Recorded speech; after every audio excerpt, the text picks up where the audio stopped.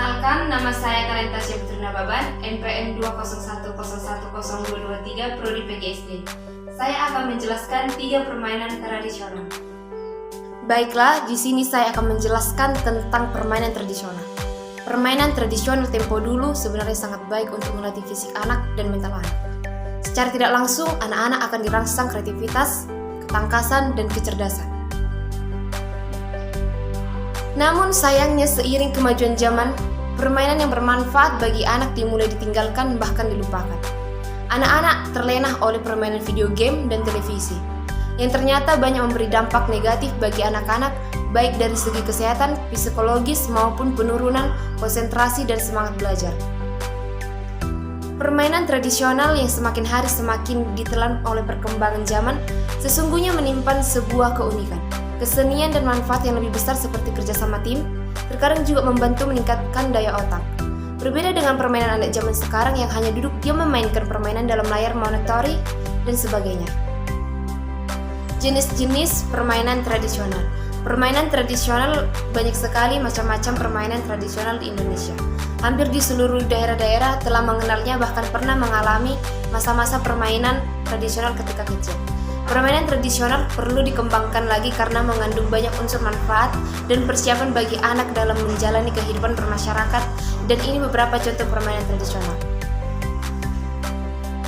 Yang pertama, permainan tradisional itu adalah galasin, gala asin atau mergala yang disebut juga gobak sodor. Adalah sejenis permainan daerah Indonesia. Permainan ini adalah sebuah permainan grup yang terdiri dari 2 grup, di mana masing-masing tim terdiri dari 3-5 orang. Inti permainannya adalah menghadang lawan agar tidak bisa lolos melewati garis ke baris terakhir secara bolak-balik, dan untuk meraih kemenangan seluruh anggota grup harus secara lengkap melakukan proses bolak-balik dalam area grup. Dalam area lapangan yang telah ditentukan, permainan ini biasanya dimainkan di lapangan segi 4 dan ukurannya 9x4 meter yang dibagi menjadi 6 bagian. Garis batas dari setiap bagian biasanya diberi tanda, yaitu dengan kapur. Anggota grup yang mendapat giliran untuk menjaga lapangan ini terdiri dari 3, yaitu anggota yang menjaga garis batas depan, tengah, dan belakang.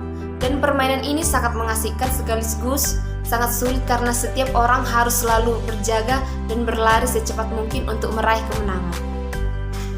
Yang kedua, permainan tradisional adalah permainan petak umpet. Permainan petak umpet biasanya dimainkan minimal 5 orang.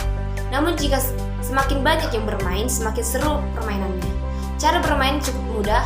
Yang pertama dengan melakukan hompimpang untuk menentukan siapa yang menjaga dan untuk sebagai pencari teman yang bersembunyi.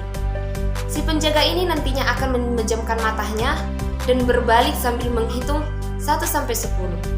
Biasanya dia menghadap ke tiang, pohon, atau apa saja supaya dia tidak melihat teman-temannya bergerak untuk bersembunyi. Dan setelah selesai menghitung 1-10, disitulah si penjaga akan mencari teman-temannya yang telah bersembunyi.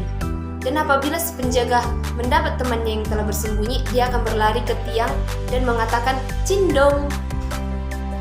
Permainan tradisional yang ketiga adalah layang-layang. Layang-layang merupakan lembaran bahan tipis yang berkerangka, diterbangkan ke udara dan terhubung dengan tali atau benang. Layang-layang memanfaatkan kekuatan hembusan angin sebagai alat pengangkatnya dan dikendalikan oleh seseorang yang memainkan, dan layang-layang dikenal luas di seluruh dunia sebagai alat permainan yang sangat menyenangkan. Baiklah, sekian penjelasan saya tentang 3 permainan tradisional. Sekian dan terima kasih.